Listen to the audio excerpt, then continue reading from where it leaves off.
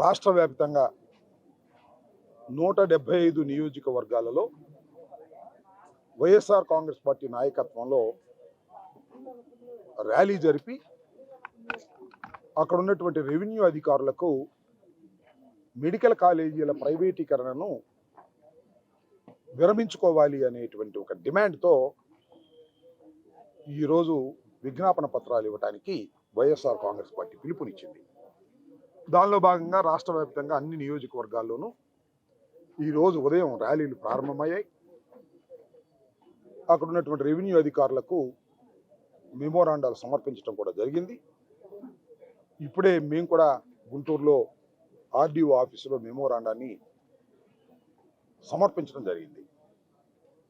ప్రధానమైన కారణం ఏమిటంటే మొత్తం 17 మెడికల్ కాలేజీలను వైఎస్ఆర్ కాంగ్రెస్ పార్టీ అధికారంలో ఉన్నప్పుడు అన్ని పార్లమెంటరీ నియోజకవర్గాల్లోనూ ఈ 17 మెడికల్ కాలేజీలని ప్రారంభించడం జరిగింది. 5 మెడికల్ కాలేజీలు ఓపెన్ అయిపోయాయి, సీట్లు కూడా వచ్చాయి.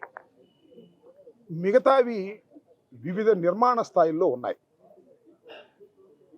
చంద్రబాబు నాయుడు గారి ప్రభుత్వం, కూటమి ప్రభుత్వం అధికారంలోకి వచ్చిన తర్వాత ప్రభుత్వ రంగంలో ఉన్నటువంటి ఈ మెడికల్ కళాశాలన్నింటినీ కూడా పీపీపీ మోడల్లో ప్రైవేటు వారికి ధారాదత్తం చేయాలనేటువంటి ఒక ఆలోచన ఈ ప్రభుత్వం తలపెట్టింది. ఇది చాలా అన్యాయమైన ఆలోచనని, దీనివల్ల పేద ప్రజలు, పేద విద్యార్థులు తీవ్రంగా ఇబ్బంది పడతారని అందరికీ తెలుసు. ఎప్పుడైతే ప్రైవేటు పరం చేస్తామో, మీరు చూశారు, ప్రైవేటు మెడికల్ కాలేజీలు కానీ, ప్రైవేటు మెడికల్ వైద్యశాలలు కానీ ఎంతెంత ఫీజులు వసూలు చేసి వారు వాటిని నడుపుతున్నారో మనం చాలా చూస్తున్నాం. ఇప్పటికే ప్రైవేట్ రంగంలో చాలా మెడికల్ కాలేజీలు ఉన్నాయి, వైద్యశాలలు ఉన్నాయి. ప్రభుత్వ రంగంలో ఉండేటటువంటి మెడికల్ కాలేజీలు కానీ, వైద్యశాలలు కానీ పేద ప్రజానీకానికి అందుబాటులో ఉంటాయి, ఎఫర్ట్ చేయడానికి వీలుగా ఉంటాయనేది ప్రాక్టికల్గా నిరూపణమైనటువంటి సత్యం. అన్నిటినీ తీసుకెళ్లి ప్రైవేట్ రంగానికి అప్పచెప్పేసి పేద ప్రజలకు అన్యాయం చేయాలని చంద్రబాబు ప్రభుత్వం తలపెట్టినటువంటి ఘోరమైన తప్పిదాన్ని సరిచేసుకోవాలని మేము డిమాండ్ చేస్తూ ప్రజా ఉద్యమాన్ని నిర్మించాలనేటువంటి ఉద్దేశంతో జగన్మోహన్ రెడ్డి గారు పిలుపునిచ్చారు. ఈ ర్యాలీ మొదటిది కాదు, చివరిది కాదు. ఇది ప్రజా ఉద్యమంలో ఒక భాగం. ప్రభుత్వం మీద ఒత్తిడి తీసుకురావడంలో ఇది ఒక భాగం. ఈ పీపీపీ విధానం చాలా రాష్ట్రాల్లో ప్రభుత్వాలు తలపెట్టాయి, మెడికల్ కాలేజీలను ప్రైవేటు పరం చేయాలి అని. కానీ అక్కడ ప్రజలు పెద్ద ఎత్తున తిరుగుబాటు చేశారు. తిరుగుబాటు చేస్తే ప్రభుత్వాలు వెనక్కు తగ్గాయి. అది గుర్తుపెట్టుకోవాలని కూడా ఈ సందర్భంగా ప్రజలకు మనవి చేస్తున్నాం. ప్రజా ఉద్యమాన్ని ఎప్పుడు నిర్మిస్తామో ప్రభుత్వాలు వెనక్కు తగ్గినటువంటి సందర్భాలు ఈ రాష్ట్రంలో, ఈ దేశంలో ఉన్నాయి. ఆ పద్ధతుల్లోనే ఇవాళ వైఎస్ఆర్ కాంగ్రెస్ పార్టీ నాయకత్వంలో పెద్ద ఎత్తున ప్రజా ఉద్యమాన్ని నిర్మించేటటువంటి కార్యక్రమం చేస్తున్నాం. దీంతో పాటు 1 కోటి సంతకాలు సేకరణ చేయాలని నిర్ణయించుకున్నాం. ఆ సేకరణ కార్యక్రమం కొనసాగుతూ ఉన్నది. ఈ 1 కోటి సంతకాలు తీసుకెళ్ళి గవర్నర్కు సమర్పించి ప్రభుత్వం మీద ఒత్తిడి తీసుకురావాలనేటువంటి ఉద్దేశంతో మేము చేస్తున్నాం. ఇది లోక కళ్యాణానికి పనికొచ్చేటటువంటి ఉద్యమం, ప్రజలకు మేలు చేసే ఉద్యమం, పేద ప్రజలకు మేలు చేసే ఉద్యమం. పేద విద్యార్థులు ఎంబీబీఎస్ చదవాలన్నా, పోస్ట్ గ్రాడ్యుయేషన్ చదవాలన్నా ప్రభుత్వ కళాశాలలు ఉపయోగపడతాయి తప్ప ప్రభుత్వ కళాశాలలు ఉపయోగపడవు. చంద్రబాబు నాయుడు గారు, కూటమి ప్రభుత్వం వీటన్నిటిని పెద్ద పెద్ద కాంట్రాక్టర్లకి, భూస్వాములకి, ధనవంతులకి ఇచ్చి వారి దగ్గర నుంచి డబ్బులు తీసుకొని లోకేష్ జేబులు నింపాలనేటువంటి ప్రయత్నంతో చంద్రబాబు నాయుడు గారు చేస్తున్నారనేది మా ఆరోపణ. అమ్మేస్తున్నారు మెడికల్ కాలేజీలను, పేద ప్రజలకు అన్యాయం చేస్తున్నారు, ధనవంతులకు కట్టబెడుతున్నారు. ఇది అన్యాయం. దీన్ని విత్డ్రా చేసుకోవాలనేది మా ప్రధానమైనటువంటి ధ్యేయంగా, డిమాండ్గా పెద్ద ఎత్తున మేము చేస్తున్నాం. నేను మనవి చేస్తున్నాను, ఈ ఉద్యమాన్ని ఎంత దూరమైనా వెళ్తాం, ప్రభుత్వం తమ విధానాన్ని మార్చుకునేంత వరకు వెళ్తాం. ప్రభుత్వ రంగంలోని మెడికల్ కళాశాలలను నడిపేంత వరకు కూడా ఈ ఉద్యమం ఆగదు, వెనకడుగు వెయ్యము అని కూడా ఈ సందర్భంగా నేను మనవి చేస్తున్నాను.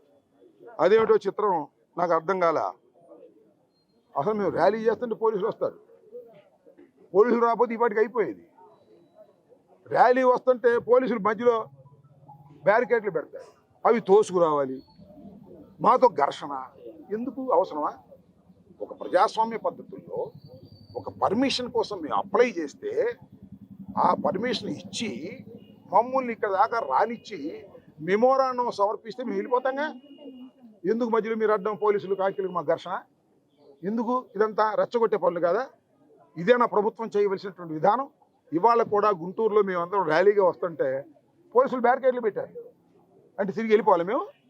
ఒక న్యాయమైనటువంటి కోరిక కోసం, ఒక న్యాయమైనటువంటి డిమాండ్ కోసం, ఒక ప్రజా ఉద్యమాన్ని రాజకీయ నాయకులుగా, వైఎస్ఆర్ కాంగ్రెస్ పార్టీగా, మాజీ మంత్రులుగా, మాజీ శాసనసభ్యులుగా మేము ఉద్యమం చేస్తుంటే మీరు బ్యారికేడ్లు అడ్డం పెట్టి మమ్మల్ని వెనక్కి పంపించేస్తారా? మాకు స్వాతంత్రం లేదా? ఒక ఆర్డీఓ ఆఫీస్కి వచ్చో, ఒక ఎంఆర్ఓ ఆఫీస్కి వచ్చో మెమోరాండం సమర్పించే హక్కు లేదా ఈ ప్రజాస్వామ్యంలో అని అడుగుతా ఉన్నా. జాగ్రత్త పోలీసులు మనవి చేస్తున్నా. ఏదో లోకేష్ చెప్తున్నాడని చెప్పేసి మీరు బ్యారికేడ్లు అడ్డం పెట్టి మమ్మల్ని నెట్టేసి, మమ్మల్ని తోసేసి మాతో ఘర్షణ అవసరమా మీకు? అవసరం అండి? అరే మమ్మల్ని ఎలా చేసి శుభ్రంగా వచ్చి ఇచ్చేవాళ్ళం, వెళ్ళిపోయాడు. ఇప్పుడు ఆగిపోయారు మమ్మల్ని ఏమన్నా? మెమోరాండం ఇవ్వకుండా మీరు ఆపగలిగారా? మా ర్యాలీని మీరు ఆపగలిగారా? కాకపోతే నెట్టుకునే కార్యక్రమం, అన్ని టీవీలో చూపించే కార్యక్రమం, ఘర్షణ కార్యక్రమం అవసరమా పోలీసులకి? దొంగలు పట్టుకోండి అయ్యా, రౌడీలు పట్టుకోండి అయ్యా, అన్యాయం చేస్తున్న వాళ్ళని పట్టుకోండి అయ్యా, దౌర్జన్యాలు చేస్తున్న వాళ్ళని పట్టుకోండి అయ్యా. ఒక ప్రజాస్వామ్య పద్ధతుల్లో మెమోరాండాలు ఇచ్చే వాళ్ళ మీద పోలీసులను ఉపయోగించి దౌర్జన్యం చేసి మమ్మల్ని రెచ్చగొడితే పారిపోతామా? పిరికోనమా? ఎంతమంది పోలీసుల ఆఫీసులు చూసాం మేము ఇప్పుడు మా సర్వీస్లో? మీరందరూ ఇట్టాగే ఉంటారా? మనం అది కూడా సెల్యూట్ పెట్టరా? తప్పు. లోకేష్ మెప్పు కోసం కొందరు పోలీసు అధికారులు విచ్చలవిడిగా పోలీసు భాష వాడుతున్నారు. జాగ్రత్త. ఆ పోలీసు భాష వాడితే మాకు కూడా పోలీసు భాష వచ్చు. నేను న్యాయవాదిని, బేసికల్గా రాజకీయ నాయకుడిని.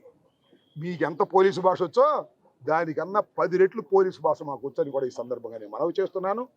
ఉద్యమాలను పోలీసులతో ఆపాలని చేసే ప్రయత్నం ఉద్యమాన్ని మరింత ప్రేరణ చేస్తుందనే వాస్తవాన్ని గమనించలేనటువంటి లోకేష్కి, చంద్రబాబుకి చెప్తున్నా, పోలీసులను అడ్డం పెట్టి ఆపాలనుకోకండి.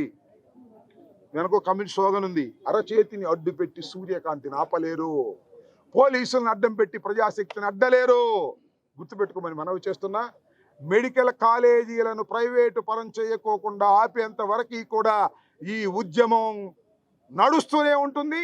ఎంతకైనా తెగిస్తామని కూడా ఈ సందర్భంగా మనవి చేయదలుచుకున్నాను. లోకేష్ బలమైన లోకేష్కి బంధువులే. లోకేష్ ఇక్కడ మన కోసం ఇక్కడ పెట్టినట్టున్నాడు నా ఏరియాకి. నేను ఇక్కడ మనవి చేస్తున్నా, కడమ చోట ఎట్లా జరిగిందో నాకు తెలియదు. ఎక్కడ పోలీసులు అడ్డం వచ్చి బ్యారికేడ్లు పెట్టారా? ఎక్కడ ఆపలేదుగా. ఇక్కడ స్పెషల్, ఇక్కడ పోలీసులు స్పెషల్ అయ్యా. లోకేష్ పంపించాడు స్పెషల్. ఇక్కడ ఇప్పుడు 175 నియోజకవర్గాలు జరిగింది కదా, పోలీసులు బ్యారికేడ్లు పెట్టి ఆపారా ఎక్కడన్నా? నాకు తెలియదు. అంటే ఉంటే సరి చేసుకుంటా. గుంటూరు 1లో జరిగింది, ఆపారా? ఆపలేదుగా. ఏంటి Guntur 2 special? Ambati Rambabu special, Lokesh special, Lokesh బంధువు స్పెషల్. ఇక్కడ లోకేష్ బంధువు గారు ఉన్నాడు సిఐ, ఆయన పోలీస్ భాష వాడాడు, మనం కూడా పోలీస్ భాష వాడతాం. మనమేం తగ్గేవాళ్ళం కాదు కదా, తగ్గాల్సిన అవసరం కూడా లేదు. చిత్తశుద్ధిగా ఫైట్ చేస్తున్నటువంటి వ్యక్తులం మేమని కూడా మనవి చేస్తున్నా. అదేదో సామెత ఉంది, మాలోని మనిషివే మా మనిషివే నీవు, పొట్టకూటికి నీవు పోలీసు అయినావు. పొట్టకూటి అంటే వేరే కాదు, బతుకు తెరువు కోసం పోలీసు అయ్యావు. మా మనిషేగా ఎవడైనా పోలీసు, మనలోంచి వచ్చినోడేగా. జీతం కోసం ప్రభుత్వ ఉద్యోగంలోకి వెళ్ళాడు, దాన్ని పొట్ట కోసం అంటారు. మేము పొట్ట కోసం రాజకీయాల్లోకి రాలా, ప్రజాసేవ కోసం వచ్చాము. గుర్తుపెట్టుకోమని మనవి చేస్తున్నాం. చరిత్ర సృష్టించినోడు ఇప్పుడు ఆ చరిత్రని తిరగరాయబోతున్నాడు. అబద్ధాల గోడల్ని బద్దలు కొట్టి నిజాలను రాగా మీ ముందుంచబోతున్నాడు. నిజమైన వార్తల కోసం వెంటనే డౌన్లోడ్ చేసుకోండి రా యాప్ని.